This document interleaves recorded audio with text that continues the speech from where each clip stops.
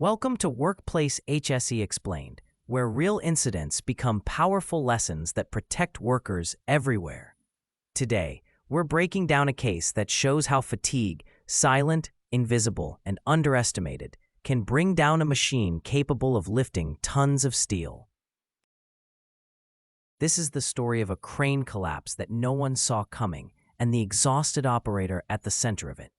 I remember the first time I saw the footage. A crane folding in broad daylight, collapsing as if its strength had simply vanished. At first glance, it looked like a mechanical failure, but the deeper I went, the more I realized this wasn't about metal or hydraulics. It was about a man, overworked, exhausted, and pushed past the point where judgment survives. The incident took place at a massive residential construction site in eastern China in early 2019. Deadlines were slipping, pressure was rising, and workers whispered, "We're already behind." Supervisors pushed harder.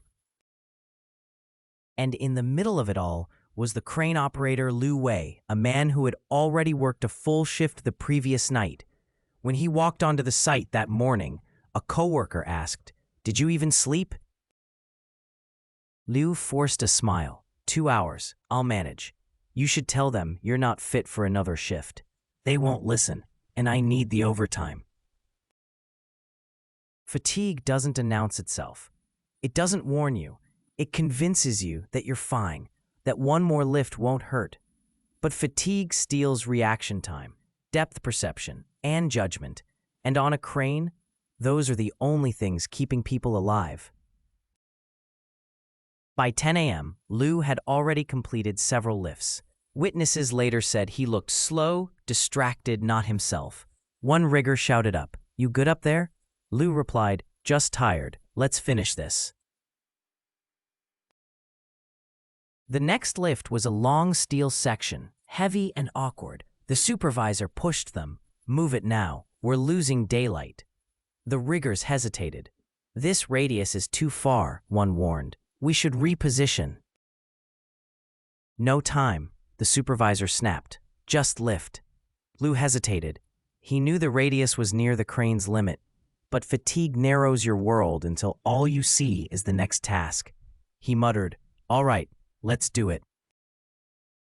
And that decision, made by a man who should have been resting, set the stage for the disaster that followed. The lift began like any other. At least from the ground. The steel section rose slowly, swaying in the morning air. But inside the cab, Liu felt the weight of the night pressing down on him. His eyelids were heavy, his thoughts sluggish. He whispered, "Stay awake, stay focused." Below, the riggers noticed something was off. "His movements aren't smooth today," one said. Another added, "He's drifting too far out." They radioed him, "Liu, hold position. You're reaching the limit." But Liu didn't respond immediately. That silence, just a couple of seconds, was later identified as a microsleep, a moment where the brain simply shuts down. When he finally answered, he said, "Repeat that, I didn't hear." "You're over radius. Hold the lift." "I can correct it," Liu insisted, gripping the controls. But fatigue had already taken over. Instead of adjusting gently, he made a sharp correction. The load swung wider. The crane groaned under the shifting weight. Workers stepped back instinctively. The supervisor shouted, "Keep going. We're behind schedule." A rigger snapped, "He's not stable. Stop the lift." But the supervisor barked back, "We don't have time for this." Liu tried to steady the boom, but his hands trembled. Fatigue destroys fine motor control. And cranes demand precision. Every degree matters. Every second matters. A worker later said, "He looked like he was fighting his own body." The load drifted further from the center line. The crane's alarms chirped. Liu muttered, "It's okay. I can bring it back." "No, stop," the riggers yelled, but the supervisor overrode them again. "Finish the lift." That command pushed the situation past the point of safety. The boom flexed. The counterweights strained. The entire structure vibrated. Liu's breathing quickened. Just a little more, he whispered. Then the load reached a radius the crane was never designed to handle. The alarms screamed. The boom dipped. Workers shouted for everyone to run. But by then, the collapse had already begun. The boom tipped forward, slow at first, almost surreal. Workers froze, watching the impossible unfold. One yelled, "Drop the load." Another screamed, "Move back." But the crane was already surrendering to gravity. Inside the cab, Liu panicked. Come on," he shouted, pulling controls that no longer mattered. The crane's center of gravity had shifted beyond recovery. Fatigue had delayed his reactions, distorted his judgment, and now the machine was obeying only physics. The load swung violently, dragging the boom further down. Riggers sprinted in every direction. One stumbled, and another grabbed him, yelling, "Get up, run!" The ground trembled as the crane's base lifted on one side. A worker later said it felt like the whole site tilted.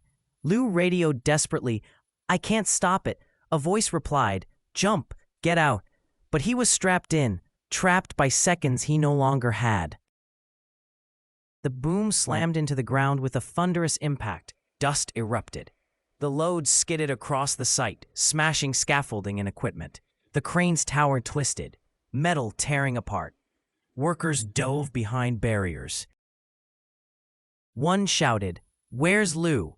Another yelled, "Call emergency."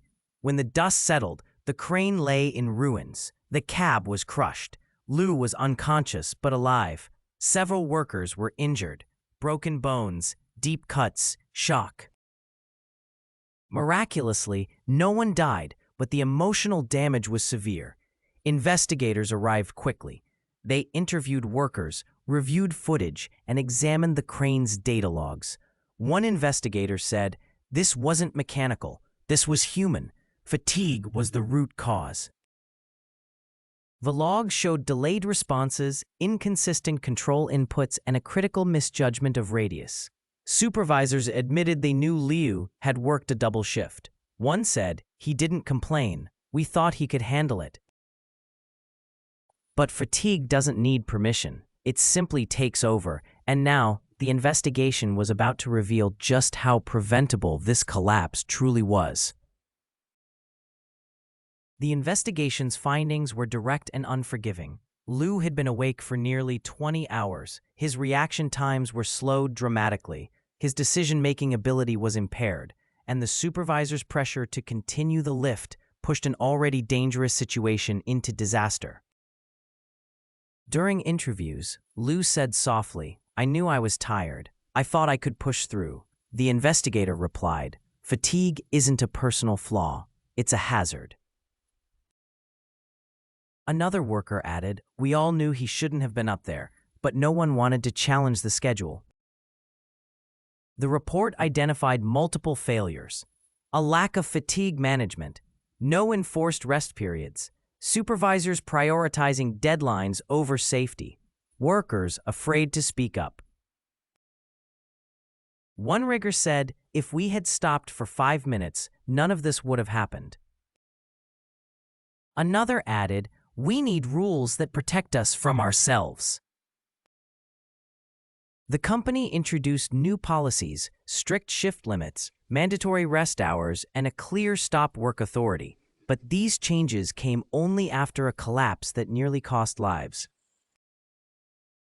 Fatigue is invisible until the moment it isn't. It hides behind determination, behind overtime pay, behind the belief that "I'll be fine." But cranes don't care about determination, physics doesn't care about deadlines, and fatigue doesn't care about pride. As we close this case, remember, every major disaster begins with a small decision. A skipped break, a second shift, a tired operator saying, "I can handle it." If you work around heavy equipment, speak up. If you supervise others, protect them. If you're tired, stop, because the cost of pushing through isn't measured in hours, it's measured in lives.